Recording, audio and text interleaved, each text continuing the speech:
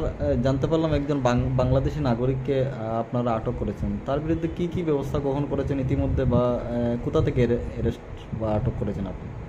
গত রাতে আমাদের এএসআই জগনন্দ গোস্বামী, তার নাইট মোবাইল ছিল।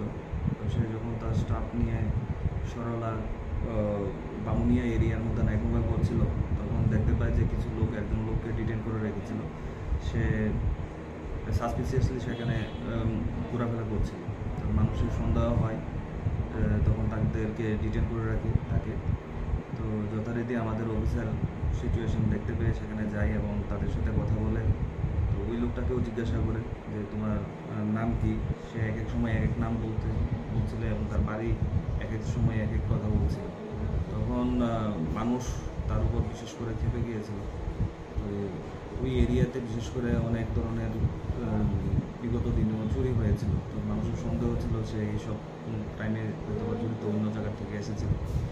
তো সেখানে যাতে কোনো আনওয়ার্ডস কোনো ইনসিডেন্ট না ঘটে, তখন আমাদের ওই অফিসার তাকে থানাতে নিয়ে আসে এবং সে জানায় যে তার নাম মোহাম্মদ বদরুল হোসেন এবং বাবার নাম লেট আফতাব আলী, মোহাম্মদ আলী, এবং তার বাড়ি কৃষ্ণপুর সাইডে রমনগর। পরবর্তী সময়ে আরও যদি জিজ্ঞাসাবাদ করা হয় এবং সে তখন স্বীকার করে যে সে বাংলাদেশের ঢাকা